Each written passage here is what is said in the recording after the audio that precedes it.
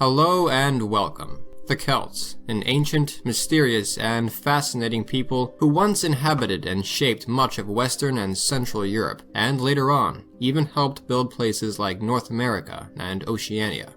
Though the Celts are still around today, the heritage of the Celts is shrouded in mystery, and much of their legacy has been forgotten as they were overshadowed by conquerors as far back as Rome. Today, they and their cultures and languages have, in many ways, been pushed back to the corners of Europe in places like Ireland, Scotland, Wales, and Brittany. But what if things went differently? What could have changed if they had resisted occupation from peoples like the Romans in ancient times, and if something like a Celtic nation emerged in Europe which history could very well have seen, which could have stood apart from Rome, and even rivaled it? Here today, Monsieur Z and Fire of Learning have teamed up to answer all of these questions about Celtic history, exploring the people that were and the nation that could have been. So, let's get to it. The Celts. Outside of basketball and soccer, usually these days we pronounce it Celt. Who and what were they? The first traces of a people we would call the Celts emerged a little over 3,000 years ago in the late Bronze Age and early Iron Age in Central Europe. It is around 8 to 700 BC that research suggests they were a clearly distinct people, with separate cultures, lifestyles, and languages, and also a distinct genetic footprint. The Celts did not have a system of writing, nor would they for many centuries, and so this time period is an unfinished puzzle, with the pieces we do have being filled in by genetic research, linguistic reconstruction, and archaeology.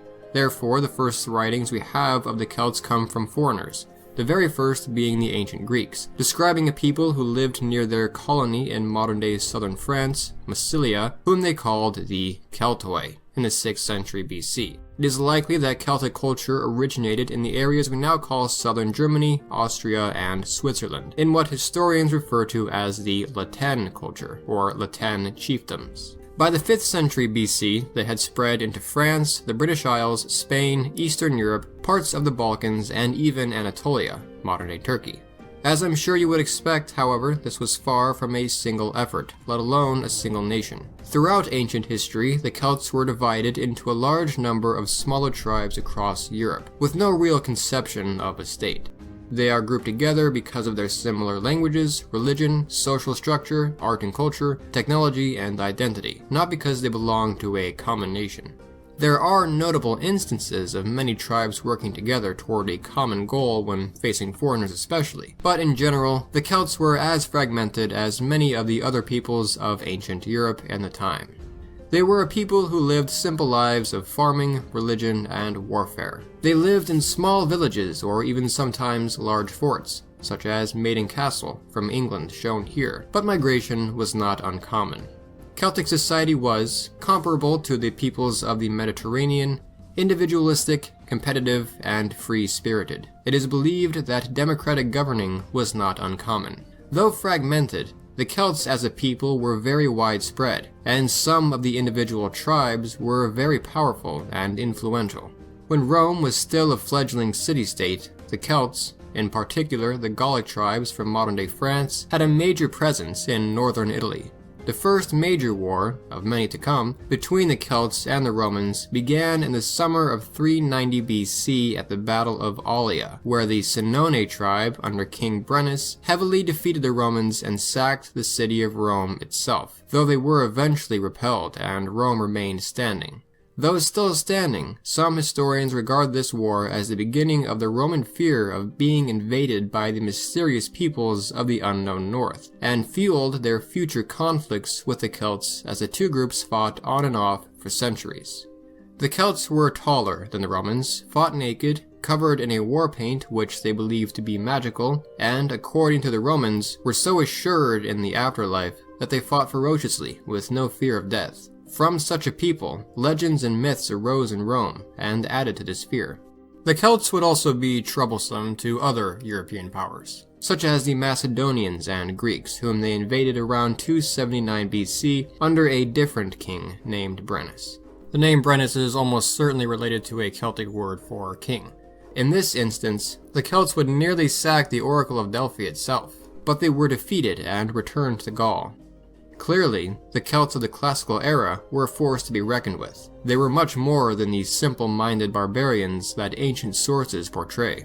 Though they could, collectively, challenge the Romans and Greeks, they never actually held that collection for long, let alone turn themselves into a rivaling nation or even empire. Why? In theory, this could have happened, so what prevented it? To answer those questions, we now turn to Mr. Z. Thanks, pal. As previously stated, the Celts are an old and somewhat mysterious European people, one who held domain over a noteworthy swath of European land, having extended their territorial reach through mass tribal migration, bringing the Celtic world to stretch from Iberia to the corners of Central Europe. This realm held great potential for development and would one day become the empires of Spain, France, Austria, and Britain. However, far before the Celts could establish a united government and thus a Celtic state, they found themselves caught within a vice. On one side was the Roman Empire, on the other the Germanic tribes, which quickly began to outcompete them. Later, by the time of Julius Caesar's campaigns through Gaul, what we know today as France, he noted that it would seem the Gauls, or Celts, were losing influence in the eastern regions of their domain to the Germanic tribes, while it seemed the tribes were becoming increasingly disorganized. At about 200 BC, the Celts found themselves joining ranks with the empires of the time, notably Carthage and Rome. They had previously been a mercantile people, doing trade with the neighboring tribes as well as with the Greeks, Romans, and Carthaginians. However, as the Roman Republic and Carthage began expanding their reach, so did some Celts find their homes imposed upon by one of the two states, some serving as mercenaries under Hannibal while others were recruited into the Roman cavalry, developing a reputation as warriors of fierce determination and courage on account of having no fear of death. Let's suppose that in an alternate timeline, the Celts are able to establish their unified government and develop a society that is able to repel the Germanic tribes and shape themselves into a notable kingdom on the European scene. Firstly, how could this be done? The Celts lacked technological advancement and cohesion. There just wasn't a lot of incentive for the Celtic tribes to unite, and this trait of the Celts would linger on into Scotland and Ireland, who would remain disunified and tribal until a great enough threat forced them into unification. Thus, a great enough threat to the Celtic homeland seems a simple solution, except that Scotland and Ireland are relatively small lands in comparison to the Celtic expanse, and would be nowhere near as easily threatened as the former two were. Additionally, the Celts were fairly behind technologically, partly due to their lack of unity and ability to share knowledge of advancements from trade across their land. Given some research, I think we found the right answer. We'll propose that to resolve this issue, Carthage, during the Second Punic War, launches a greater offensive through Iberia, not only defending their land holdings but expanding into Gaul. Rome, threatened by this and fearing that it would not stand a chance alone, decides to take a different approach to military recruitment. North of Roman territory lay countless potential soldiers whose homeland was at threat, but did little to protect it, either out of sloth or lack of capability. Rome decides to then embark on a campaign to unify the Celts of Gaul into a client-state kingdom to help repel Carthage. Carthage was by this point not in too formidable a state, having been low on national funds and partially fractured internally, but we'll just suppose that Carthage draws upon resources from conquered tribes in North Africa, potentially expanding further southward, or maybe Hannibal is more successful in fracturing Rome from its allies. However we go about this, the main diverging point in this timeline is that Carthage is far more capable by the time of the Second Punic War, and thus wins. Rome is scrambling for a solution and turns to the Celts, who would now have a great population caught under the boot of Carthaginian rule. Rome, as Napoleon had done for Germany, establishes the Confederation of Gaul, desperately uniting the feuding Celtic tribes into a consulate to recruit men into a Celtic army to serve Rome, supplying them with weaponry and armor while resource harvesting began in Celtic lands to fuel the Roman war effort. Carthage is repelled from Gaul, but Iberia remains under Carthaginian occupation. Rome loses portions of Sicily and Sardinia, while revolts arise within its allied territories. Rome calls for peace, Carthage reclaims Sardinia and Corsica, and the Celts now have their unified state. The Second Punic War is won by Carthage. Rome is forced to go into damage control mode to mend itself post-war, while Carthage uses the victory to reassert dominance in North Africa, expanding into the south and east. The Confederation of Gaul would begin an organized move to create a secure border with Carthage, while in doing so utilizing Roman technology to develop itself, carving a capital out of what we know today as Hallstatt, Austria, while Rome utilized Celtic growth to fuel its own reconstruction. A Greek-esque class system would be established made up of a warrior nobility, intellectuals, merchants, farmers, and everyone else. These 5 classes would also preside over the slave class, would primarily be made up of conquered Celts from rival non-associated tribes, or captured Carthaginians. The most prominent of the classes would be the noble warriors and intellectuals, both dominated by regional kings and druid priests respectively. The regional kings of the Celtic tribes would assume the role of generals and regional mayors, with a high king or brennus representing the Council of Kings to serve on the Celtic Council. The druid priests would be spiritual leaders and keepers of Celtic knowledge, men often responsible advisors to Celts small and great. The druids would operate primarily out of Britain, which would become something of a spiritual center for the Celts. Religious Celts of all creeds often making journeys to the Holy Island to confer with the holy leaders and visit sacred statues erected to the Celtic gods. The Druids would have a council of which a high priest would be chosen to represent them on the High Celtic Council. The Merchants Guild and Farmers Communal Conference too would elect representatives to serve on the Celtic Council, while determining governance of their respective fields, but abiding by the decisions of the High Celtic Council. Many Celtiberians under Carthaginian rule begin to develop a sense of longing to join their brothers in the Confederation of Gaul, leading to internal strife within Carthage-occupied Iberia. Rome restabilizes itself, but has lost some lands to both Carthage and independence groups. Refusing to accept this defeat, the Roman Republic and Confederation of Gaul began priming themselves for a third Punic War. The Carthaginians had been preparing to deal a killing blow to Rome for quite some time. In 105 BC, Rome utilizes a peasant revolt in Iberia to push forward with Gaulish invasion of the land. While Carthage was distracted with that, Rome's newly rebuilt navy would take Corsica and Sardinia, Carthage retaliating with a land invasion of Italy from Sicily. Historically, Carthage held naval supremacy, and this Rome knew, which is why the offensive and defensive land forces would take priority, with the Corsican and Sardinian invasion only serving as a distraction to siphon away necessary forces from Carthage and Sicily, where Rome's navy would simply encircle and capture them. Carthage is forced to relinquish rule of European lands to Rome, but maintains a firm grasp on North Africa, where it would reinforce its naval fleet and prepare for a counterstrike months later. Rome would expect as much and had planned an invasion of North Africa from Iberia and Sicily. With Iberia under Celtic rule, the Confederation of Gaul would expand, establishing the Celtic Confederation, which would later be renamed Galicia. Galicia, holding a firm grasp upon Iberia, invade the North African coasts of Carthage and begin the Fourth Punic War in 130 BC. This would become the longest of the wars, lasting a grueling 30 years, and see the recession of Carthaginian forces deeper into the East African coasts before the empire was finally snuffed out in 90 BC in the Fifth Punic War. Rome now bore a dominion stretching from the top of the Italian peninsula to the Horn of Africa. By the 2nd century BC, Rome had control over the Italian peninsula, and was expanding around the Mediterranean, which inevitably brought them into closer contact and conflict with the Celts in southern France and northern Spain.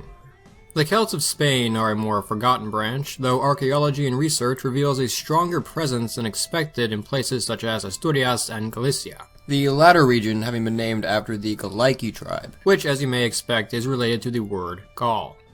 The Celts Iberians would be among the first to fall to the Romans, apart from, of course, the Celts that were living in northern Italy, as Rome controlled much of the Iberian Peninsula by 130 BC. As time went on, Roman power fueled its continued expansion ever farther, even into lands which were mysterious and unknown. The Roman who would move the empire's focus northward into terra incognita and deal a huge blow to the Celts was none other than Julius Caesar. From his stronghold in northern Italy and southern France, he moved to subdue Gaul, and added it to the domains of the Roman Republic. At this time, now the 1st century BC, Rome could boast to be the greatest power in the world, though even peoples it regarded as barbarians, such as the Germans and Celts, remained legitimate threats.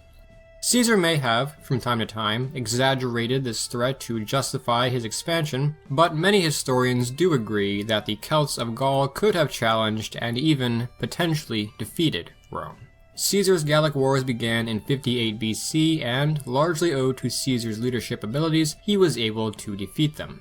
As Caesar subdued the whole area of what is now modern-day France, however, a Celtic leader named Vercingetorix emerged, to unite the tribes of Gaul and expel the invaders. He could very well have been successful, however the Gallic lack of unity and their tactical ineffectiveness against the Roman army would be their downfall, and Caesar's victory was inevitable following the Battle of Alesia in 52 BC. 1 million Celts had died in this conflict, and another million had been enslaved.